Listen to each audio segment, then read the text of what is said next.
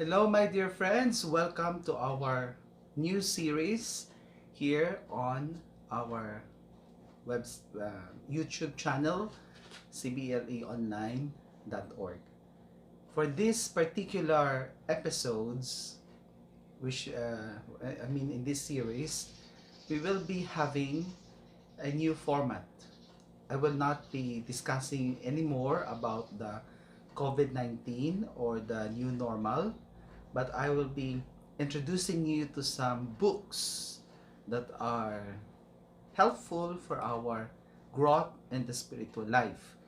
For this series, I will feature the work of Henry Nouwen. And that particular book that we are going to study for this series is a compilation of the works of Henry Nouwen by Michael Christensen and Rebecca Laird. So this is the book. I know it is reversed in your screens because I am in a selfie mode, so it's the mirror image that you can see. But this book is by Henry Nouwen, and the title is Following the Movements of the Spirit. Particularly, this is a trilogy, and this one part of a three-part series on the movements of the Spirit. So this will be the book that we are going to reflect with for the rest of this series. I hope that with this new format, you will find it spiritually enriching. Okay, let's start. Who is Henry Nouwen? Henry Nouwen was a popular author. He was born in 1932 and he died in 1996. He is the author of the well-known The Wounded Healer. In fact, whenever we say about the Wounded Healer, what comes to mind is particularly Henry Nouwen, because although he's not the one who coined that term, wounded healer, that became part of his brand. Henry Nouwen was so famous that when Hillary Clinton was asked about what particular book is she reading at the time that she was interviewed, she said about The Return of the Prodigal Son, and that is another masterpiece of Henry Nouwen. He died in 1996, unfortunately.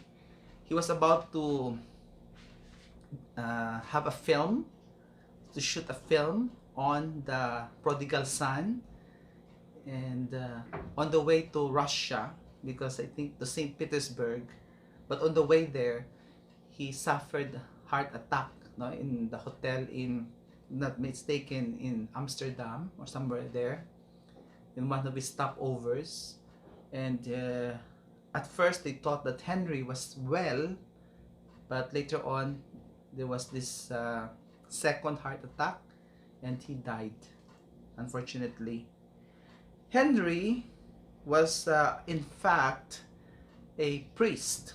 He is a priest ordained to the Diocese of Utrecht in the Netherlands.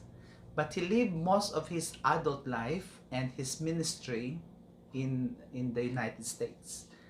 He was a professor of various Ivy League universities.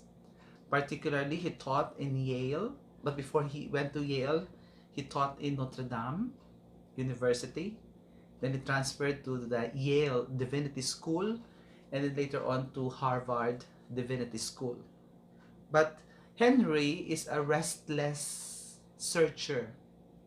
He has a restless heart. He seems to be longing for that something in his life.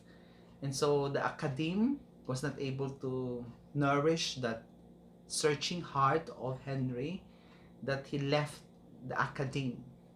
And he entered or joined a community in Larch, in Toronto, Canada, the Larch Daybreak.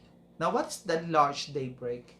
It is actually a community of what we can call nowadays as special children or those with disabilities.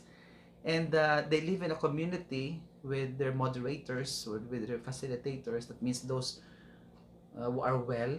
And in a house, you will more or less act as a caregiver to all these men and women with special needs.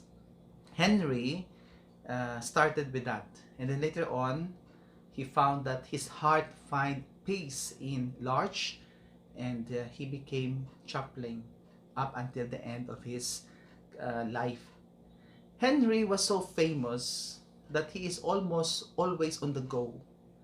He is a well sought writer and speaker, and most of the time he is abroad or traveling around the United States. Many of those who knew Nowen would always claim, or at least would suppose, that Henry is always on the go because of either he is trying to run away from something in himself, or he is trying to run after something.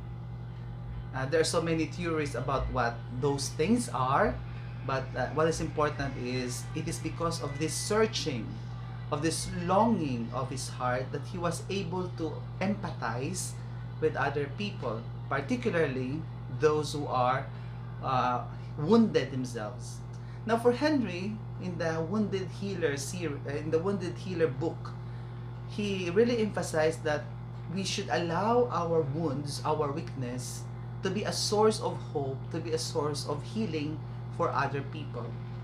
Okay, sometimes we have this tendency that if we are wounded, literally and physically, we want to be taken care of. You know, we want the attentions, the attention of other people to be on us. But it's the reverse of Henry's idea, because he is teaching that if you are wounded, you are able to empathize with others who are also wounded in a similar or maybe in a different way. But still, that wound will be the connection, and that wound should not be a pestering wound, but rather a wound that will lead you to healing. But for Henry, he would always claim that we are special with all the frailties, with all the woundedness that we have. Okay, so that's a little background about who Henry Nowen is, and I hope that you will have time to research him. But I would journey with you in this series with the book entitled Following the Movement of the Spirit. Now let us start with the introduction. What is the heart? How do we see the heart? Nowadays, the heart seems to be just a reference to either the physical heart organ, the heart, or sometimes it comes to be it connotes something soft, something feeling, touchy, or romantic, or shall we say, washy-washy.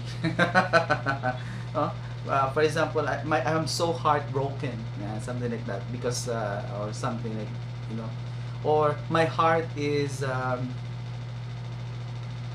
I feel pain in the heart, no? So chest pain. But the heart has become connoted with just merely the feelings or the organ. But in the Hebrew Bible, you will see there that in the Jewish Christian perspective, the heart is not just merely the organ or feelings. In fact, Jesus said that we should love God with all our heart, with all our hearts. So what does it mean that we have to love God with all our hearts? Now, in the Jewish Christian context, the heart is actually the source of all physical, emotional, intellectual, volitional, and moral energies. It is the seat of the will. It makes plans and comes to good decisions. In other words, in the context of the Hebrew Bible, in the understanding of the Judeo-Christians, when you say the heart, it refers not only to the heart nor to feelings, but to the entire being. That's why when Jesus said, love God with all your hearts, It means that you have to love God in everything. In your physical. That means when you work, you have to show how God or how you love God. Emotional. In your feelings, it must have to be connected with God. And your volitional, that is in the decision-making processes, you also have to make your choices for God. And spiritual, of course, no? You psychological, you always put God first. In other words, when Jesus said, love God with all your heart, He meant that we have to love God in all the aspects of our being human person. The way we act, the way we feel, the way we think, the way we choose, and the way we encounter the divine. There is always God first. So that is the concept of the heart. It is the entirety, is the expression of the entirety of the human person. So now, the heart therefore determines our personality and the place where God dwells. So, but also, according to the Judeo-Christian perspectives, it is also where the devil and bad inclinations, evil inclinations dwell. That's why I think in one of the Psalms, I'm not sure anymore because I'm saying this out of out of the blues. In one of the Psalms, if I'm not mistaken, it was mentioned there that God was so frustrated because He said that the heart of man is evil even from his birth. You see? Na kuha ng Ginoo, doon napunaan na siya sa doon na kuha siya, frustrate na ang Ginoo sa tao. Ang saling niya, hay, wala na ako sa mahimo. Kaya ang tao, halin pala sa pagbunag sa iya, malaot na ang iya nga tagipusoon. The heart of man is evil ever since before or his birth. Before birth or even after, before birth siguro. No, the heart of man is evil even from his birth. No? From the time that the human person was born into the world, he is already filled with evil. Now, that's a little bit pessimistic of the human nature, but that is a reality. The heart can do things that are ideal, that are heroic, but the heart can also move the person to do the most evil of actions ever imaginable. That's why I remember when I was a little boy, I loved to read books, and I would often see one book wherein there is this illustration of the temptations. On the right is the angel, and on the left is the devil trying to tempt the little boy or the little girl.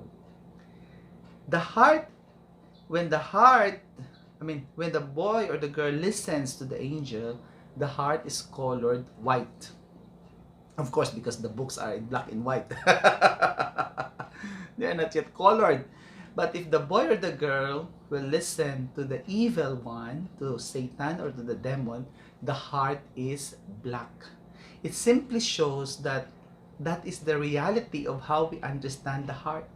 It is the seat of the decision to choose what is good and what is evil. It is our volitional seat. It's the seat of the will.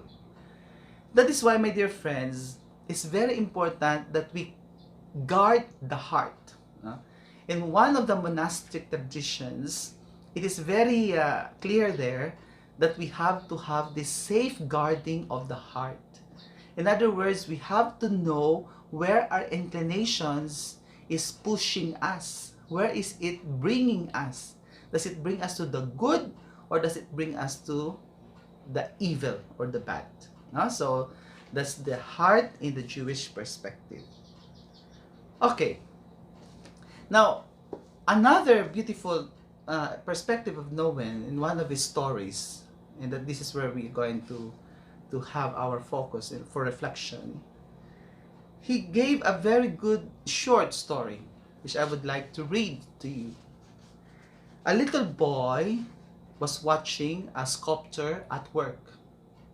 For weeks, this sculptor kept chipping away at a big block of marble. After a few weeks, he had created a beautiful marble lion. The little boy was amazed and said, "Master, how did you know that there was a lion in the rock?" Beautiful, di ba? So there's this big stone, and the sculptor was chipping away piece by piece. And then it turned out that that sculptor created a lion. And the little boy who was observing the sculptor, maybe he will grow to be another sculptor in the future. Said, "Master, how did you know that there was a lion in that stone, that marble?"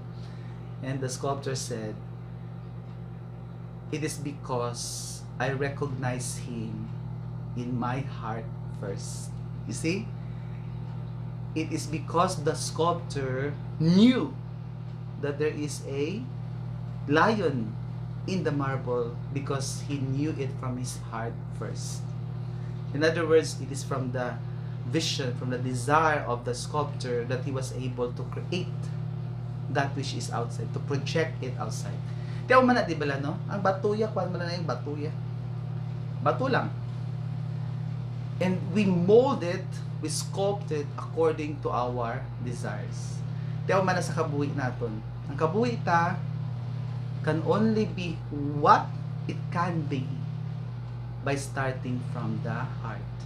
That's why we have to guard our hearts, because it is the heart that creates reality. Now I would like you to meditate, pray on this, and hopefully stay tuned as we enter into a meditation for this particular episode.